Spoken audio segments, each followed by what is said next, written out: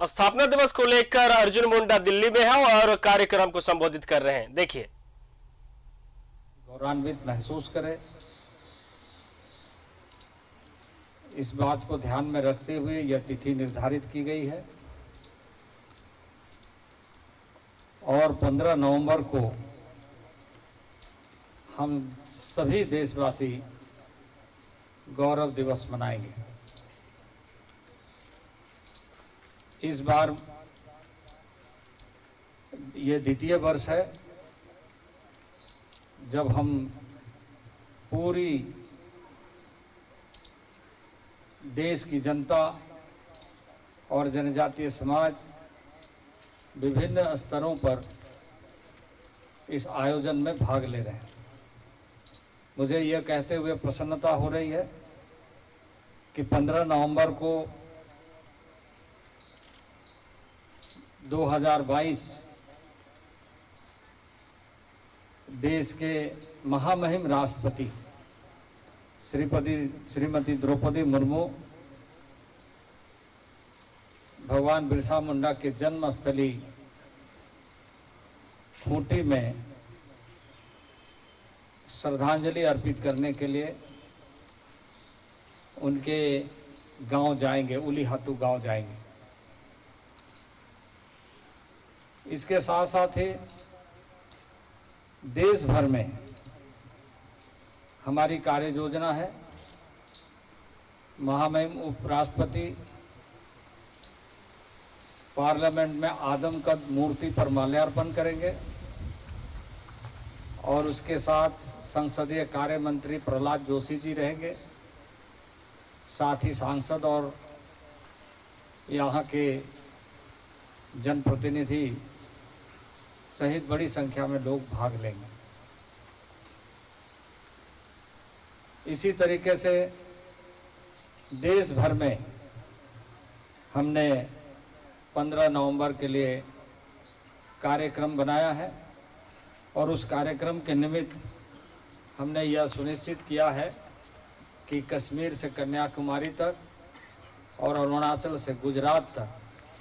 जो खास करके दूर क्षेत्र में, सुदूरवर्ती क्षेत्र में, सीमा क्षेत्र में, सरहदों में भारी संख्या में जो ट्राइबल्स रहते हैं, जनजातीय समाज के लोग रहते हैं, वो आत्म स्वाभिमान के साथ इस कार्यक्रम में, इस आयोजन में भाग ले और भाग लेकर अपनी सांस्कृतिक विरासत को अक्षुण्ण रखते हुए ऐतिहासिक पृष्ठभूमि को बनाए रखते हुए अपनी परंपराओं के साथ अपनी आदिकाल की जीवन पद्धति को गौरवमय इतिहास के साथ जोड़ते हुए बनाए रखें। और इसी में इस बात का ध्यान रखा गया है कि देश में हमारे जो ट्राइबल रिसर्च इंस्टीट्यूट है उसके माध्यम से देश के राजधानियों में एक झांकी नृत्य का कार्यक्रम और हमने व्यक्तिगत रूप से देश भर के अधिकांश सरकारों को, मुख्यमंत्री को, राज्यपाल महोदयों को, भारत सरकार के मंत्रियों को, यूनिवर्सिटीज़ को और ऐसे सामाजिक संस्थाओं को, शैक्षणिक संस्थाओं को हमने पत्र भी लिखा है, आह्वान भी किया है कि इस दिवस को हम सब मिलकर देश भर में मनाएं। और मुझे बेहद प्रसन्नता है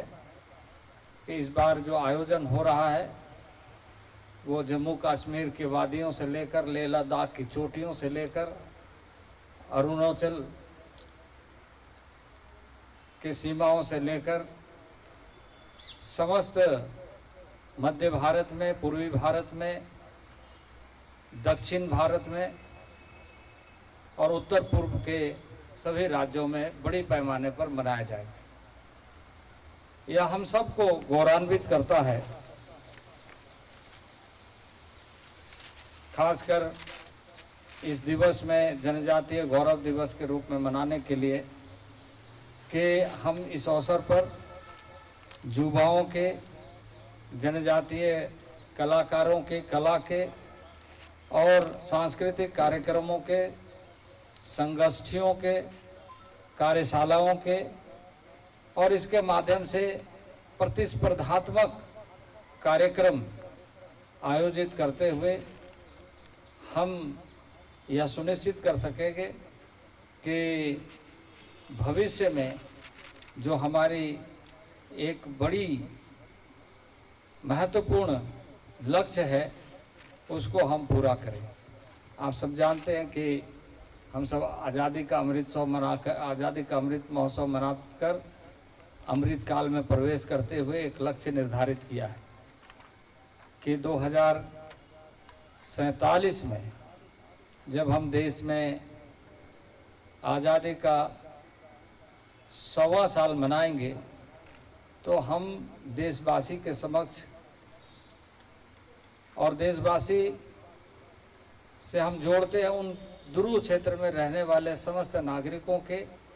जीवन स्तर में, शिक्षा में, स्वास्थ्य में, मौलिक सुविधाओं में, आत्मनिर्भरशीलता में, रोजगार में और उनके जीवन के मूल्यों में कैसे सुधार लेकर के हम यह सुनिश्चित कर सके कि हम आज़ादी का 100 साल मना रहे हैं। और इसलिए इस कार्यक्रम को व्यापक दृष्टिकोण देने के लिए, क्योंकि यह कार्यक्रम न केवल एक औपचारिक आयोजन है बल्कि एक संकल्प है और जनजातीय गौरव दिवस का जो महत्वपूर्ण उपयोग है कि समुदाय को बेहतर तरीके से हम सुविधाओं के साथ जोड़ सकें। हमारा कार्य योजना है कि इस आयोजन के माध्यम से, हैशटैग के माध्यम से समस्त ऐसे गतिविधियों को सुदूरवर्ती देश के कोने कोने तक पहुंचाएं। आपको इस बात की जानकारी है कि दुनिया में जो जनजातीय समाज के रूप में चिन्हित है उसका 30% जनसंख्या भारत में रहती है और ये बहुत बड़ी संख्या, इतनी संख्या दुनिया के किसी देश में नहीं है। इसलिए हम और अधिक गौरवान्वित महसूस करते हैं देशवासी कि दुनिया के सामने इस देश में हमने जनजातीय समाज के लिए एक ऐसे कार्य योजना के साथ आगे बढ़ने का लक्ष्य निर्धारित किया है जो न केवल इस देश के जनजातीय समाज को सशक्त बनाने के लिए है बल्कि दुनिया को संदेश देने के लिए। यह युग इस तरीके से प्रारंभ हुआ है जब हमें देखने को मिल रहा है कि महामहिम राष्ट्रपति उसी वर्ग से हैं और लगातार संवाद करते हुए, देश को संदेश देते हुए आह्वान कर रहे हैं कि आइए हम सब मिलकर देशवासी इस देश को एक सशक्त भारत बनाने की जो भूमिका है उसे हम सुनिश्चित करें। जनजातीय गौरव दिवस का जो विशेष अवसर है उसमें हमारा रोजगार पर ध्यान है। हमारी एजेंसी है ट्राइफेड के माध्यम से हम महिलाओं तक, ट्राइफेड के माध्यम से गांव, सुदूरवर्ती गांवों तक पहुंचते हुए उनको उत्पादों को अखिल भारतीय स्तरों पर कैसे पहुंचाया जाए इसका प्रयत्न कर रहे हैं। और इसी कड़ी में इस कार्यक्रम के माध्यम से 15 नवंबर से 27 नवंबर तक इंदौर में ग्रामीण हाट का एक आदि महोत्सव का आयोजन भी किया जा रहा है। इसी तरीके से 15 से 21 नवंबर तक दक्षिण गुवाहाटी में लखीदर बोरा क्षेत्र में एक आदि बाजार लगाया जा रहा है। पांडिचेरी में भी 15 नवंबर से 21 नवंबर तक क्राफ्ट बाजार का आयोजन किया जा रहा है। 15 नवंबर से 21 नवंबर तक देहरादून, उत्तराखंड प्रांत में भी आयोजन किया जा रहा है। इसी तरीके से 15 से 24 नवंबर तक कोलकाता में भारतीय संग्रहालय में एक आदि चित्र कार्यक्रम का भी आयोजन किया जा रहा है। इसके पीछे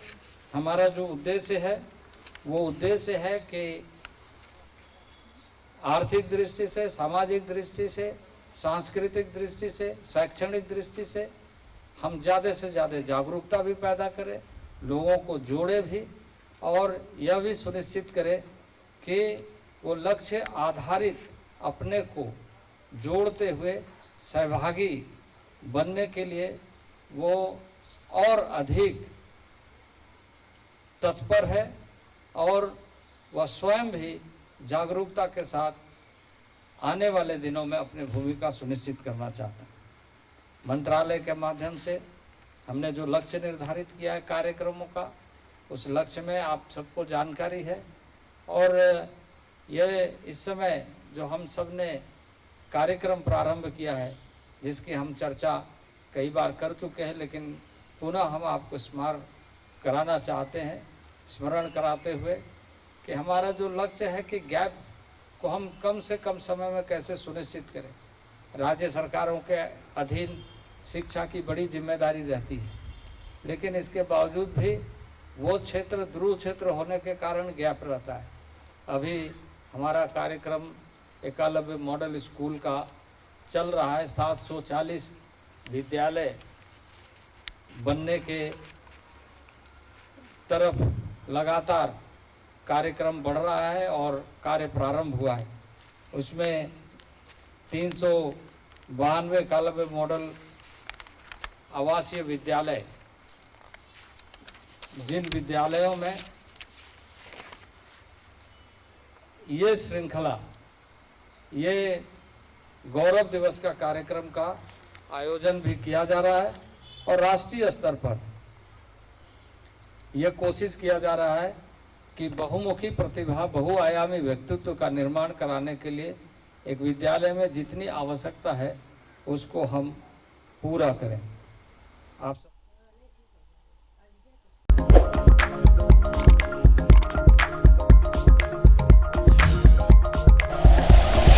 like and share videos, subscribe करें हमारा चैनल और प्रेस करें बेल आइकॉन। न्यूज़ 11 भारत, सच है तो दिखेगा।